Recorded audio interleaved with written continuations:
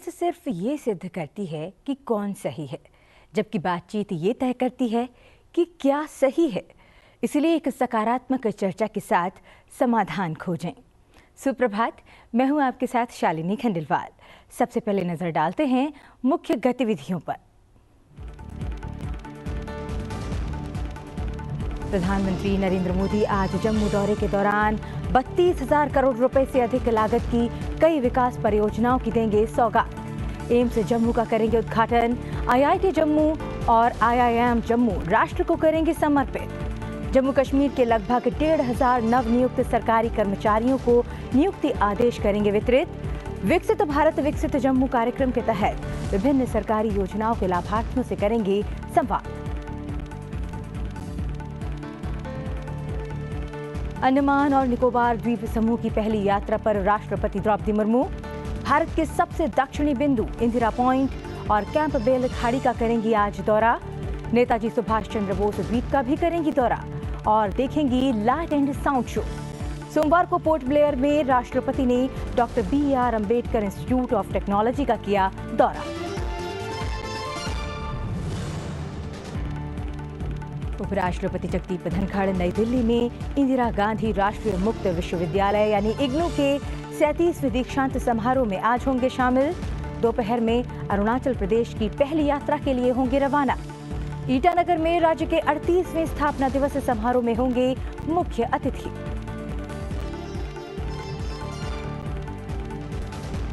प्रधानमंत्री नरेंद्र मोदी ने लखनऊ में यूपी ग्लोबल इन्वेस्टर्स समिट के चौथे ग्राउंड ब्रेकिंग समारोह को किया संबोधित।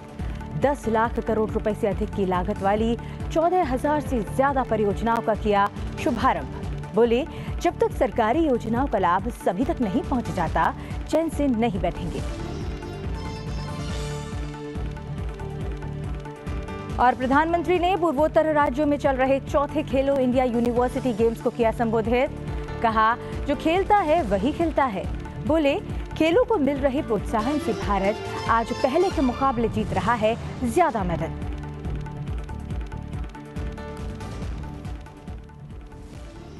सुप्रभात में बात करते हैं विस्तार से। प्रधानमंत्री नरेंद्र मोदी आज जम्मू दौरे पर रहेंगे। प्रधानमंत्री 32,000 करोड़ रुपए से अधिक की लागत वाली कई विकास परियोजनाओं का उद्घाटन, लोकार्पण और शिलान्यास करेंगे। ये परियोजनाएं स्वास्थ्य, शिक्षा, रेल, सड़क, विमानन, पेट्रोलियम, नागरिक बुनियादी ढांचे सहित कई क्षेत्रों से संबंधित हैं। प्रधानमंत्री जम्मू हवाई अड्डे के नए टर्मिनल भवन और जम्मू में common user facility petroleum depot की आधारशिला रखेंगे। प्रधानमंत्री जम्मू कश्मीर में कई महत्वपूर्ण सड़क और रेल कनेक्टिविटी परियोजनाओं का लोकार्पण और शिलान्यास करेंगे। वे जम्मू कश्मीर में बनिहाल खारी, सुंबर, संगलदान और नवविद्युतीकृत बारामूला, श्रृंगर, बनिहाल, संगलदान खंड के बीच नई रेल लाइन सहित विभिन्न रेल परियोजनाओं का लोकार्पण करेंगे। प्रधानमंत्री नरेंद्र मोदी घाटी में पहली इलेक्ट्रिक ट्रेन और संगलदान स्टेशन और बारामूला स्टेशन के बीच रेल सेवा को भी हरी झंडी दिखाएंगे। प्रधानमंत्री द्वारा जम्मू कश्मीर में नागरिक और शहरी बुनियादी ढांचे को मजबूत बनाने के लिए कई परियोजनाओं का शिलान्यास और उद्घाटन भी किया जाएगा। वो जम्मू कश्मीर में भर्ती हुए लगभग 1,500 नए सरकारी कर्मचारियों को नियुक्ति पत्र भी वितरित करेंगे और विकसित भारत विकसित जम्मू कार्यक्रम के तहत विभिन्न योजनाओं के लाभार्थियों के साथ संवाद करेंगे। पूरे देश में शिक्षा क्षेत्र को अधिक बढ़ावा देने के लिए IIT Jammu, IIM Jammu, IIT Bhilai, IIT Tirupati, IIITDM Kanchipuram, IIM Bodhgaya, IIM Visakhapatnam, भारतीय कौशल संस्थान यानी IIS कानपुर जैसे कई महत्वपूर्ण शिक्षा संस्थानों का उद्घाटन और लोकार्पण भी आज किया जाएगा।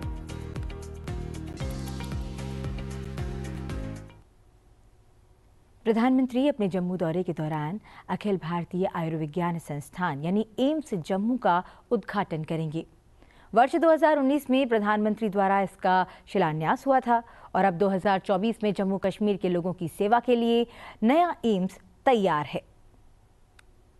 एम्स जम्मू जिला जम्मू के साथ लगते सांबा के विजयपुर में स्थित है। जो 226.84 एकड़ में फैला हुआ है। इसे 1661 करोड़ रुपए की लागत से बनाया गया है। एम्स में 30 जनरल और 20 सुपर स्पेशलिटी विभाग होंगे। पहले चरण में लगभग 30 से ज्यादा जनरल और सुपर स्पेशलिटी विभागों में ओपीडी सेवाएं शुरू की जानी हैं। इसके साथ ही जिला स्तर के मरीजों और उचित चिकित्सा सेवाएं देने के उद्देश्य से टेली मेडिसिन सुविधा भी शुरू की जा रही है। इसमें 24 घंटे चिकित्सा सलाह देने का प्रावधान होगा।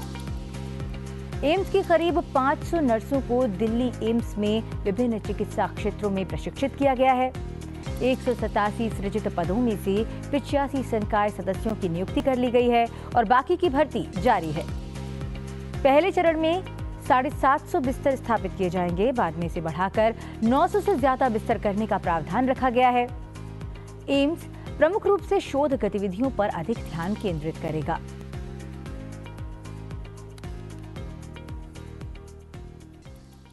सोमवार को प्रधानमंत्री नरेंद्र मोदी ने उत्तर प्रदेश के संभल जिले में श्री कल की धाम मंदिर का शिलान्यास किया। प्रधानमंत्री ने श्री कल की धाम मंदिर के मॉडल का भी अनावरण किया। श्री कल की धाम का निर्माण कल की धाम निर्माण ट्रस्ट द्वारा किया जा रहा है। प्रधानमंत्री ने धाम के उद्घाटन के 18 वर्षों के इंतजार का जिक्र करते हुए कहा कि ऐसा लगता है कि अभी कई अच्छे काम बाकी हैं जिन्हें मेरे लिए छोड़ा गया है। उन्होंने कहा कि जनता और संतों के आशीर्वाद से वो अधूरे कामों को पूरा करते रहेंगे। इस अवसर पर प्रधानमंत्री नरेंद्र मोदी ने कहा कि श्री कल की धाम मंदिर आस्था का महत्वपूर्ण केंद्र बनकर उभरा है। विकास और विरासत के मंत्र को आत्मसात करके देश जीवन के विभिन्न क्षेत्रों में तेजी से आगे बढ़ रहा है। प्रधानमंत्री ने कहा कि सरकार ने सभी वर्गों के जीवन स्तर को ऊपर उठाने के लिए कई विकासात्मक और जन कल्याणकारी योजनाएं लागू की हैं।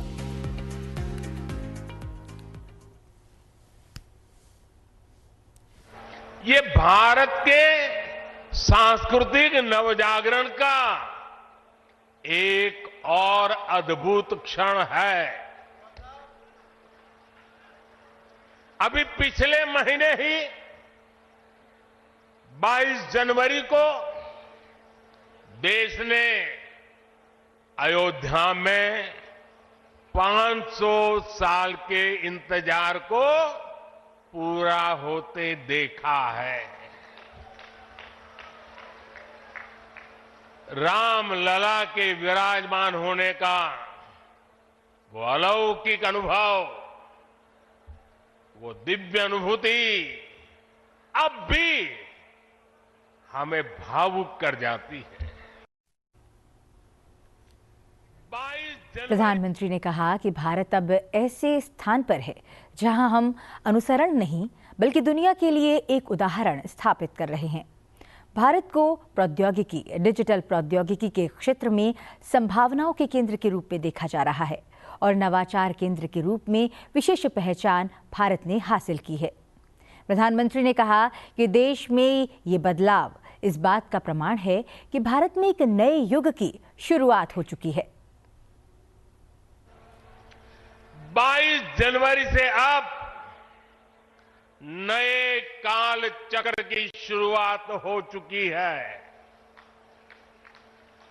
प्रभु श्री राम ने जब शासन किया तो उसका प्रभाव हजारों वर्ष तक रहा। उसी तरह राम लला के विराजमान होने से अगले 1000 वर्षों तक भारत के लिए एक नई यात्रा का शुभारंभ हो रहा है। प्रधानमंत्री नरेंद्र मोदी ने लखनऊ में Uttar Pradesh global investors summit 2023 के ग्राउंड ब्रेकिंग समारोह का शुभारंभ किया। उन्होंने कहा कि आज हजारों योजनाओं पर काम शुरू हो रहा है। ये जो फैक्ट्रियां, उद्योग लग रहे हैं, ये उत्तर प्रदेश की तस्वीर बदलने वाले हैं। प्रधानमंत्री ने कहा कि आज उत्तर प्रदेश में लाखों करोड़ रुपए का निवेश आ रहा है। प्रधानमंत्री ने कहा कि आज आप दुनिया में कहीं भी जाएं, भारत को लेकर अभूतपूर्व पॉजिटिविटी दिख रही है। हर देश भारत की ग्रोथ स्टोरी को लेकर आश्वस्त है, भरोसे से भरा हुआ है। आज देश में मोदी की गारंटी की बहुत चर्चा है, लेकिन आज पूरी दुनिया भारत को बेहतर रिटर्न्स की गारंटी मान रही है। उन्होंने कहा कि अक्सर हमने देखा है कि चुनाव के नजदीक लोग नए निवेश से बचते हैं, लेकिन आज भारत ने ये धारणा भी तोड़ दी है।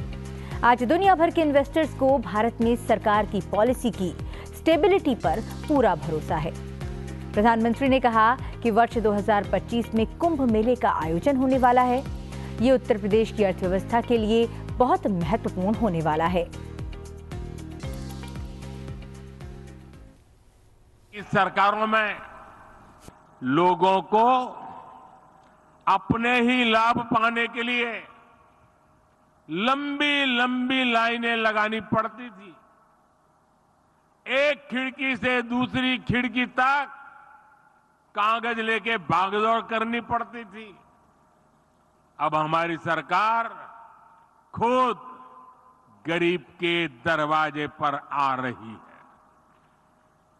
और ये मोदी की गारंटी है कि जब तक हर लाभार्थी को उसका हक नहीं मिल जाता, हमारी सरकार शांत नहीं बैठेगी। राष्ट्रपति द्रौपदी मुर्मू अंडमान और निकोबार द्वीप समूह की यात्रा पर हैं। आज वे भारत के सबसे दक्षिणी बिंदु इंदिरा पॉइंट और कैंपबेल खाड़ी जाएंगी। अपनी यात्रा के दूसरे दिन राष्ट्रपति सुभाष चंद्र बोस द्वीप भी जाएंगी और लाइट एंड साउंड शो देखेंगी।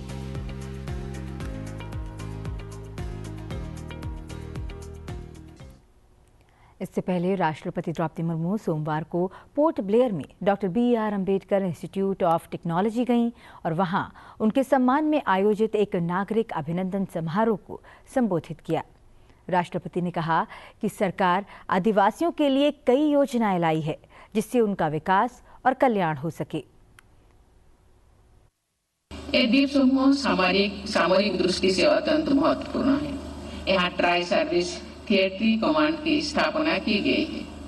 दक्षिण और दक्षिण पूर्व के एशिया के देशों से भारत को जोड़ने में इन द्वीप समूहों का विशेष भौगोलिक महत्व है। इसलिए अंडमान और निकोबार द्वीप समूह भारत की एक्ट ईस्ट पॉलिसी का एक मुख्य घटक है। जैसा कि हम सभी जानते हैं, इस द्वीप समूह की अर्थव्यवस्था मुख्यतः मत्स्य पालन, पर्यटन एवं कृषि पर आधारित है। यहाँ की प्राकृतिक सुंदरता पूरे विश्व को आकर्षित करती है। मुझे बताया गया है कि इस द्वीप समूह में पर्यटन को और अधिक बढ़ावा देने के लिए अनेक कदम उठाया जा रहा है। वीर सावरकर एयरपोर्ट का नया टर्मिनल भी बनाया गया है। डिजिटल और फिजिकल कनेक्टिविटी में प्रभावशाली विकास के कारण वर्ष 2014 से 2022 के बीच यहाँ आने वाले पर्यटकों की संख्या लगभग द्विगुनी हो गई है। राष्ट्रपति द्रौपदी मुर्मू ने पोर्ट ब्लेयर में ऐतिहासिक सेल्युलर जेल का दौरा किया और शहीद स्तंभ पर पुष्पांजलि अर्पित की। उन्होंने महान स्वतंत्रता सेनानी वीर सावरकर की कोठरी का भी दौरा किया। राष्ट्रपति ने अपना अनुभव साझा किया और स्मारक पर विजिटर्स बुक में अपना संदेश लिखा।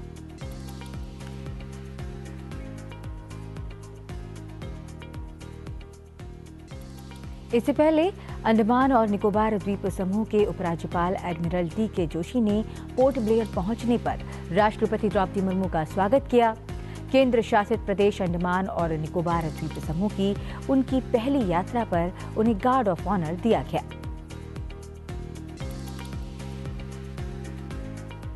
अब बढ़ते हैं आगे और बात करते हैं उपराष्ट्रपति जगदीप धनखड़ के आज के कार्यक्रम की। उपराष्ट्रपति आज इग्नू के 37वें दीक्षांत समारोह में मुख्य अतिथि के तौर पर शामिल होंगे। इंदिरा गांधी राष्ट्रीय मुक्त विश्वविद्यालय यानी इग्नू के 37वें दीक्षांत समारोह का आयोजन इग्नू मुख्यालय और 39 क्षेत्रीय केंद्रों पर किया जा रहा है। नई दिल्ली मुख्यालय में आयोजित समारोह में उपराष्ट्रपति जगदीप धनखड़ मुख्य अतिथि होंगे। इस दौरान लगभग 3 लाख प्रतिभागियों को डिग्री प्रदान की जाएगी। इसके बाद उपराष्ट्रपति जगदीप धनखड़ आज अरुणाचल प्रदेश के ईटानगर का दौरा करेंगे। उपराष्ट्रपति की अरुणाचल प्रदेश राज्य की ये पहली यात्रा होगी। अपने एक दिन के दौरे के दौरान उपराष्ट्रपति जगदीप धनखड़ अरुणाचल प्रदेश राज्य के 38वें स्थापना दिवस समारोह में मुख्य अतिथि के तौर पर शामिल होंगे। इस यात्रा के दौरान उपराष्ट्रपति का ईटानगर के राजभवन में जाने का भी कार्यक्रम है।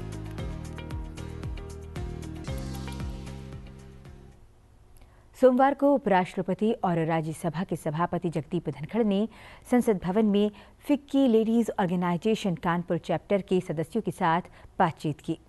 इस दौरान उपराष्ट्रपति ने महिलाओं के नेतृत्व वाले विकास के लिए देश में की गई महत्वपूर्ण पहलों पर चर्चा की और उन्होंने सदस्यों को आर्थिक राष्ट्रवाद को बढ़ावा देने के लिए प्रोत्साहित किया। उपराष्ट्रपति ने कहा कि आज देश तेजी से विकास कर रहा है। आज देश दुनिया में भारत की महिलाएं उच्च पद हासिल कर रही हैं। हमारे भारत में वो सुविधाएं होंगी जो विदेश में है। वैसे एयरपोर्ट होंगे क्या, वैसी सड़कें होंगी क्या, वैसी कनेक्टिविटी होगी क्या, सोचा नहीं था। और अब ये ज़मीनी हकीकत है। इसलिए take the big jump, take the big leap, am I right, and be leaders. दुनिया के अंदर कोई क्षेत्र देख लो, आपने अटाकर कुर्सी पर सही कब्जा किया है। दुनिया की शीर्ष संस्थाओं में देख लो, इंटरनेशनल मॉनेटरी फंड की जब बात करते हैं तो सबसे पहले नाम किसका आता है? भारतीय महिला का। स्टेट बैंक की जबरदस्त चेयरमैन कौन रही? महिला।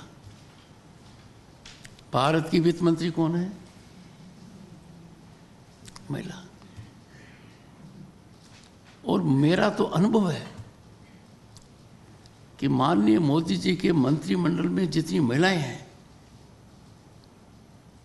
उनका कंट्रीब्यूशन प्लेटिनम है, टॉप कैटेगरी में है।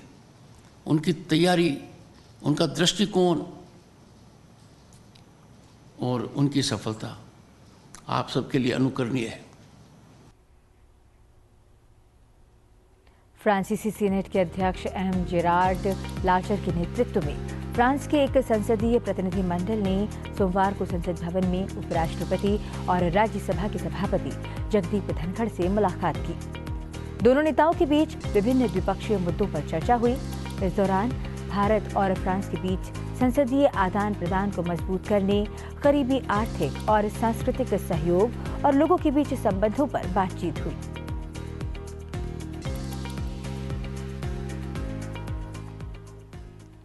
लोकसभा अध्यक्ष ओम बिरला आज बंजारा समाज के आराध्य संत सेवालाल जी की महाराज की 285वीं जयंती पर सोमवार को दिल्ली में आयोजित कार्यक्रम में शामिल हुए।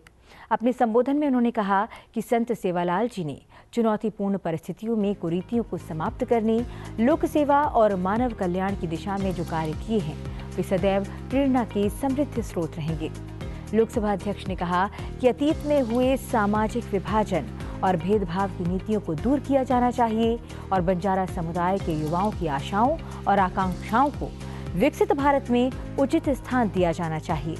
उन्होंने कहा कि संत सेवालाल जी, रूप सिंह जी, लखी शाह, बंजारा जी जैसी महान विभूतियों के संदेश को आत्मसात कर बंजारा समाज देश की सेवा में अद्वितीय काम कर रहा है। उन्होंने समाज सेवियों से, युवाओं से, विशेषकर बेटियों को शिक्षित, संस्कारित और राष्ट्रभक्ति से परिपूर्ण करने का आह्वान किया। सेवालाल जी महाराज का जीवन हमेशा हमेशा के लिए समाज के अंतिम व्यक्ति को आध्यात्मिक, धार्मिक, सामाजिक बदलाव के लिए उन्होंने अपने जीवन को समर्पित कर दिया था। उस समय की कठिन परिस्थितियों के अंदर भी उन्होंने देश भर के अंदर, समाज के अंदर अलग अलग टांडों में जाकर और जिस तरीके से लोक सेवा का काम किया, आज हम सबको उनकी जयंती से नई प्रेरणा मिलती है, नए कार्य करने का संकल्प मिलता है। उनका जीवन हमेशा हमेशा हमारे लिए प्रेरणा स्रोत रहेगा। उन्होंने उस समय व्यक्तित्व विकास के साथ साथ किस तरीके से आयुर्वेद पर काम किया, जड़ी बूटियों पे काम किया, प्राकृतिक चिकित्सा पे काम किया और उसके साथ साथ उन्होंने दूर दराज के बंजारे समाज के लोगों को एक साथ आध्यात्मिक और उस समय जब भयंकर सामाजिक कुरीतियां थी, उस समय उन्होंने सामाजिक कुरीतियों को खत्म करके और एक शिक्षित संस्कारित समाज बनाने के लिए उनका योगदान हमेशा हमको प्रेरणा देता रहेगा। प्रधानमंत्री नरेंद्र मोदी 25 फरवरी को आयुष्मान भारत विकसित भारत के अंतर्गत 5 नए अखिल भारतीय आयुर्विज्ञान संस्थानों का लोकार्पण करेंगे। ये कार्यक्रम गुजरात में आयोजित होगा। इनमें गुजरात के राजकोट, आंध्र प्रदेश के मंगलागिरी, पंजाब के भटिंडा, उत्तर प्रदेश के रायबरेली और पश्चिम बंगाल के कल्याणी में अखिल भारतीय आयुर्विज्ञान संस्थान यानी एम्स शामिल हैं। प्रधानमंत्री भारतीय आयुर्विज्ञान अनुसंधान परिषद की उन्नत अनुसंधान प्रयोगशालाओं का लोकार्पण भी करेंगे। साथ ही विभिन्न राष्ट्रीय स्वास्थ्य मिशन परियोजनाओं की शुरुआत भी करेंगे। प्रधानमंत्री कई राज्यों में उन्नत खाद्य सुरक्षा बुनियादी ढांचा परियोजनाओं का भी उद्घाटन करेंगे। इन परियोजनाओं की कुल लागत 11,391 करोड़ रुपए से ज्यादा है। गृह राज्य मंत्री नित्यानंद राय की अध्यक्षता में केंद्रीय गृह मंत्रालय की लद्दाख पर उच्चाधिकार प्राप्त समिति ने सोमवार को नई दिल्ली में बैठक की। बैठक में लद्दाख से एक प्रतिनिधिमंडल शामिल हुआ। स्थानीय लोगों की भूमि, रोजगार और सांस्कृतिक पहचान की रक्षा के लिए संविधान की 6ठी अनुसूची लागू करने की मांग के मद्देनजर ये बैठक काफी महत्वपूर्ण रही। ये उच्च स्तरीय समिति लद्दाख क्षेत्र की अनूठी संस्कृति और भाषा की सुरक्षा के साथ ही भूमि और रोजगार के संरक्षण के तरीकों पर चर्चा के लिए गठित की गई है। अब बात करते हैं खेल जगत की। असम में हो रहे खेलो इंडिया गेम्स के लिए वर्चुअल संबोधन में प्रधानमंत्री नरेंद्र मोदी ने कहा कि आज हमारी युवा पीढ़ी के लिए नई संभावनाओं का एक पूरा इकोसिस्टम तैयार हो रहा है। ट्रेनिंग से लेकर स्कॉलरशिप तक हमारे देश में खिलाड़ियों के लिए एक अनुकूल माहौल बन रहा है। प्रधानमंत्री ने कहा कि आज समय की मांग है कि हम खेलों को बढ़ावा देने के साथ ही उसका जश्न मनाएं। ये खिलाड़ियों से ज्यादा समाज का दायित्व है। देश में खिलाड़ियों के लिए एक अनुकूल माहौल बन रहा है। इस वर्ष खेलों के लिए रिकॉर्ड 3,500 करोड़ रुपए का बजट दिया गया है। हमने देश के स्पोर्टिंग टैलेंट को साइंटिफिक अप्रोच के साथ नई शक्ति दी है। इसी का नतीजा है कि आज भारत हर प्रतियोगिता में पहले के मुकाबले ज्यादा मेडल जीत रहा है। आज दुनिया उस भारत को देख रही है जो एशियन गेम्स में नए रिकॉर्ड बना रहा है। आज दुनिया उस भारत को देख रही है जो पूरी दुनिया के साथ कॉम्पीट कर सकता है। वर्ल्ड यूनिवर्सिटी गेम्स में भी भारत ने गजब की सफलता हासिल की है। 2019 में हमने इन खेलों में 4 मेडल जीते थे। मैं गर्व से कह सकता हूं कि 2023 में हमारे नौजवानों ने 26 मेडल जीते हैं। और मैं फिर कहूंगा कि ये मेडल्स की संख्या भर नहीं है, ये प्रमाण है कि अगर हमारे युवाओं को साइंटिफिक अप्रोच के साथ सहायता दी जाए तो वो क्या कर सकते हैं। अब बढ़ते हैं आगे और बात करते हैं रायसीना डायलॉग की। रायसीना डायलॉग का 9वां संस्करण कल से नई दिल्ली में शुरू होने जा रहा है और ये 23 फरवरी तक चलेगा। ग्रीस के प्रधानमंत्री कायरियाकोस मित्सोताकिस नई दिल्ली में 9वें रायसीना डायलॉग 2024 में मुख्य अतिथि और मुख्य वक्ता होंगे।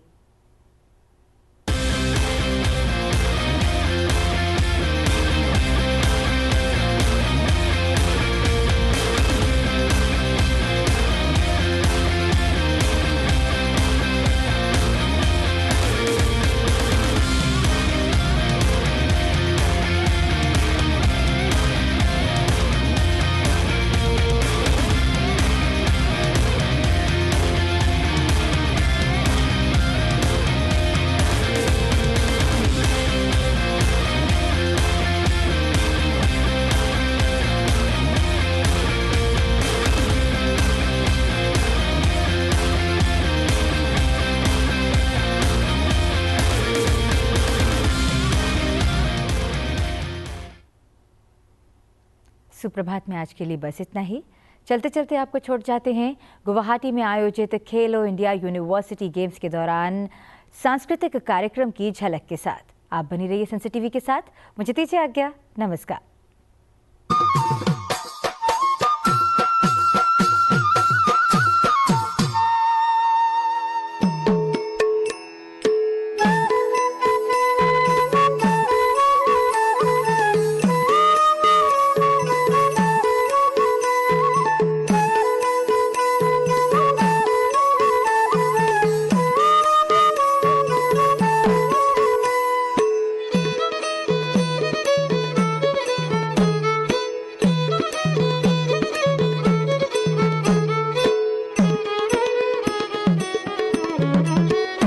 राधा